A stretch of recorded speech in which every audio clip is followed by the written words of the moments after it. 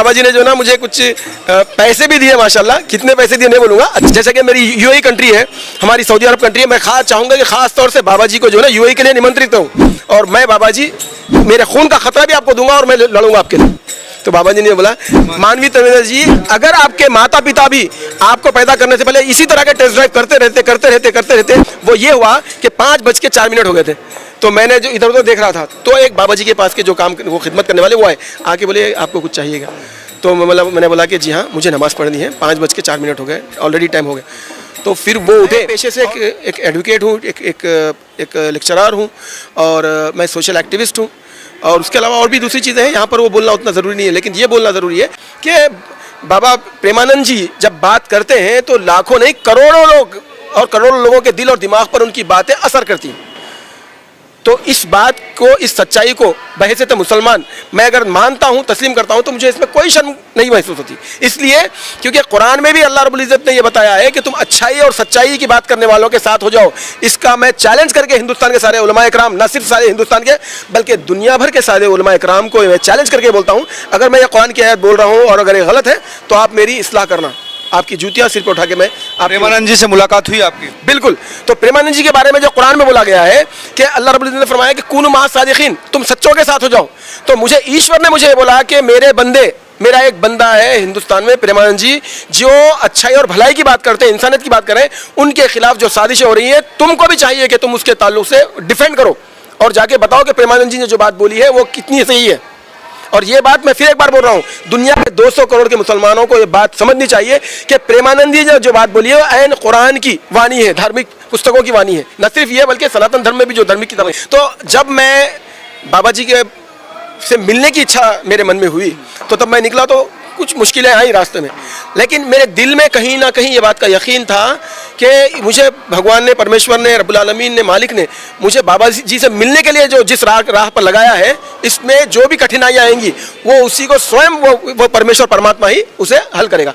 तो चुनाचे जब मैं वहाँ से यहाँ से निकला, फिर दिल्ली आया, दिल्ली से जब मैं उनके पास जा रहा था तो कई लोगों ने मुझे बोला, इवन पुलिस डिपार्टमेंट के लोगों ने बोला कि भाई आपके पास तो अपॉइंटमेंट भी नहीं है। और बाबा जी के जो अभी इन दिनों जो चलता, जो उनके बारे में जो विषय चल रहा है, जो कंट्रोवर्सी चल रही है, उसकी वजह से और लाखों लोग उनको देखने के लिए आ रहे हैं। आपको कैसे टाइम मिलेगा? आप बिना किसी ऑर्गेनाइज अंदाज में आप जो है यहाँ पे आ चुके हो, हमको तो पता नहीं है आप मिल भी पाओगे, मिलना तो दूर की बात है, आप शायद उतना करीब भी नहीं जा पाओगे, क्योंकि 2-3 किलोमीटर तक आपको जो ना जाने का भी टाइम नहीं मिलेगा, अवसर नहीं मिलेगा। लेकिन मुझको जो ना मालिक के ऊपर पूरा विश्वास था, जब जिस मालिक ने मुझे यहाँ पर भेजा है वही मुझे बाबा जी से भी मिलाएगा, दर्शन भी कराएगा। लेकिन वहाँ पर जब हम गए तो पुलिस के बंदोबस्त के साथ दूसरे भी जो बाबा जी के साथ रहते हैं पीले वस्त्रों में, उनसे पहले पुलिस वालों ने मुझे देखा, मेरे ये देख करके जो है थोड़ा ज़रा कपड़े मुस्लिम मान वाला टोपी। हाँ, थोड़ा पहले कंफ्यूज है, फिर उन्होंने मुझसे सवाल जवाब किए।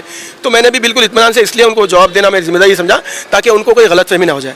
फिर उसके बाद जो है ना कुछ एक लोग आए, आकर के जो है ना मेरे साथ फोटो लेने की कोशिश की, तो पुलिस वालों ने हटाया उनको। तो मैंने बोला कि नहीं, उन लोगों ने बोला नहीं, देखिए बाबा जी के बारे में इन्होंने क्या बोला है। फिर जब वो लोग देखे तो मुझे बोला कि थोड़े बैठ जाइए आप। फिर बैठने के बाद कुछ 10-15 मिनट क्या डिस्कस किया पता नहीं, लेकिन तुरंत ही उसके बाद आप ताजुब करेंगे, बाबा जी के पास से 4-5 जो है ना, जो बाबा जी के साथ होते हैं वो लोग आए। और इतने रेस्पेक्टफुल्ली, इतनी इज्जत और इतने प्यार से उन्होंने आकर के मुझे कान में बोला, फिर हाथ जोड़ के बोला आप चलिए हमारे साथ। फिर वो रात का सिलसिला शुरू हुआ। देखिए कि बाबा जी ने मुझे देखा, उनके साथ के लोगों को फिर उन्होंने मुझे एक शॉल दी, वो शॉल उन्होंने आके वो लोगों ने पिनाई, और लोगों की जो चीखें पुकारें थी, मैं बस ये बोल सकता हूँ कि वो एक ख्वाब वाला मंजर था माशाल्लाह। फिर उन्होंने मुझे भी दुआएं दी, फिर मुझे बताया कि मैं मिलूंगा आपसे, बस चले गए बस। अब उसके बाद जैसे बाबा जी गए, कई लोग आए, मुझे वो जो फूल वगैरह थे उन्होंने बोला कि वो दीजिए, ये मुझे हाथ से मिल रहे हैं, ये लोग फोटो ले रहे हैं। वो दो माताएं मेरे साथ बैठी थी, बहुत बड़ी उम्र की थी। मैंने बाबा जी को बोला कि ये भी बहुत इच्छुक है आपसे मिलने, तो उन्होंने बोला कि उनसे भी मिलेंगे। उसके बाद ये हुआ कि वो लोगों को भी रात के 4 बजे के बाद 5 बजे और एक अहम बात ये भी बोलना है, ये बात भी देख लीजिए, जो मुसलमानों के वर्ग में, तबके में जो हिंदू बरादरी के अगेंस्ट जहर उगलते हैं, हमारे देश में दोनों भी समुदाय में कुछ ऐसे भी लोग हैं जिनको बोल सकते हैं समाज की गंदगी। लेकिन यहाँ पर मैं ये अच्छा ये बताना मेरी जिम्मेदारी इसलिए समझता हूँ क्योंकि अगर मैं इस बात को छुपाऊंगा तो ये मुनाफिकत होगी, और अल्लाह रब्बुल इज़्ज़त लानत भेजता मुनाफिक हो। वो ये हुआ कि 5:04 हो गए थे। तो मैंने जो इधर उधर देख रहा था तो एक बाबा जी के पास के जो काम वो खिदमत करने वाले वो आए, आके बोले आपको कुछ चाहिएगा। तो मैंने बोला कि जी हाँ, मुझे नमाज़ पढ़नी है, 5:04 हो गए, ऑलरेडी टाइम हो गया। तो फिर वो उठे। और सॉरी, इससे पहले ये भी बोल दूं कि मैं जब ज़मीन पे बैठ रहा था तो वो आया के बोले नहीं, बाबा जी ने बुलाया कि आप जो है ना इस पे बैठेंगे। फिर वो कुछ लाए, वो हाँ कोई एक चीज़ लाए, नरम थी माशाल्लाह, उस पर उन्होंने मुझे इज्जत दी। तो ये इज्जत जो है ये बाबा जी के एक अखलाक और किरदार और कैरेक्टर का बहुत बड़ा नमूना है। मैं एक मुसलमान, मेरे एक आदमी के कम होने से या नहीं आने से या मेरे एक आदमी के नजरअंदाज करने से वो जो करोड़ों करोड़ों उनके श्रद्धालु हैं कमी होती, लेकिन उसके बाद भी बाबा जी के और उनकी जो उनके पूरे सब जो ग्रुप था, टीम बोलूँगा मैं उसको, उन्होंने जिस व्यवहार के साथ मेरे साथ यानी कि सलूक किया है और जो मेरी जो देखरेख की है, मैं ज़िंदगी भर नहीं भुला सकता। फिर फजर की नमाज के लिए उन्होंने मुझे बोला कि आप भी वो नमाज से पहले कुछ मुँह हाथ धोते हैं ना, वो भी चाहिए। मैं बोला बिल्कुल। तो उन्होंने उसका प्रबंध किया। फिर उन्होंने बोला मुझे थोड़ा आजू बाजू के लोगों का ध्यान देना। फिर ये बात भी इस्लाम में है, ये बात भी इस्लाम में, वो समझ रहे थे कि मैं शायद बहुत चीख के पुकार के कुछ करूंगा। फिर मैंने नमाज पढ़ी और मैंने उनको बोला कि आप मेरे बिल्कुल बाजू खड़े हो जाइए, आपको अंदाजा हो जाएगा कि मेरी आवाज़ कितनी होगी। फिर मैं नमाज पढ़ा, 2-3 मिनट की होती है फजर की नमाज, 3 मिनट की 4 मिनट की। फिर मैं अल्लाह का शुक्र अदा करा कि ये रब्बे कायनात तो यहाँ तक ला लिया। मेरी ख्वाहिश है कि बाबा जी से सामने आमने सामने बैठ के बात कर सकूँ।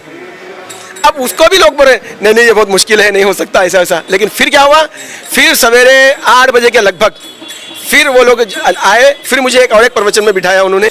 अब यहाँ पर मैं एक और बात बोलना चाहूँगा।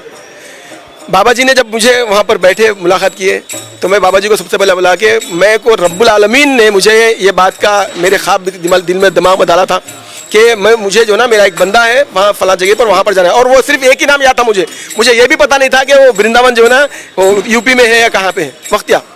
तो मैं रब्बुल आलमीन ने बोला कि मेरा बंदा जो है हक के लिए और दुनिया की अच्छाई और भलाई के लिए लड़ रहा है, तुम जा करके जो है ना तुम उनके लिए भी बात करना, लड़ना है तुमको। और मैं बाबा जी जब तक आप हक पे रहेंगे, मेरी सारी ज़िंदगी में जो है ना आपके लिए, आपके हक पे खड़े रहने पर मेरे खून का खतरा भी आपको दूंगा और मैं लड़ूंगा आपके लिए। तो बाबा जी ने बोला नहीं भाई, लड़ने की कोई ज़रूरत नहीं है, हमको अपनी सिर्फ प्रेम की बात करनी है, अच्छाई और भलाई की बात दूसरों तक पहुंचानी है।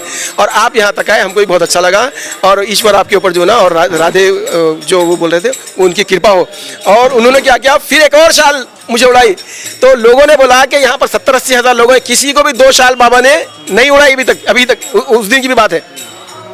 तो मेरे ये सौभाग्य थे। उसके बाद फिर बाबा जी ने जो ना मुझे कुछ पैसे भी दिए, माशाल्लाह। कितने पैसे दिए नहीं बोलूँगा, अच्छे खासे पैसे दिए।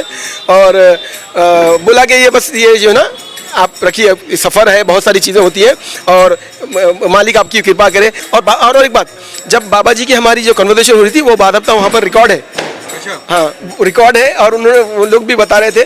तो मैं भी इच्छुक हूँ कि वो रिकॉर्डेड कन्वर्सेशन को लियो। अच्छा, बाबा जी से मुलाकात के बाद क्या आपका क्या मतलब, मैं बाबा जी के साथ जुड़ा इसलिए मैं जो चीज़ मैं महसूस कर रहा था मैंने वो बाबा जी को बोली है और भी मज़ीदार बात आगे बोलूँगा। लेकिन मैंने ये बात ठान ली है कि मैं बाबा जी के किसी भी ऐसे काम को जो बाबा जी जो ना इंसानियत और भलाई के लिए कर रहे हैं, मैं डेफिनेटली मैं उनका साथ दूंगा। मैं नहीं बल्कि हमारी अरब कम्युनिटी भी साथ देगी। अब्दुल्ला बिन बहामिद साहब का कहना था कि इस ख्वाब जो देखा था, खुदा ने कहा था कि जाकर आप मिलो बाबा जी से, प्रेमानंद जी से, तो वो ख्वाब मेरा पूरा हुआ। प्रेमानंद जी से मिलकर जो आध्यात्मिक अनुभूति उनको हुई वो वर्णन योग नहीं है। कहते कि ज़िंदगी सफल हो गई।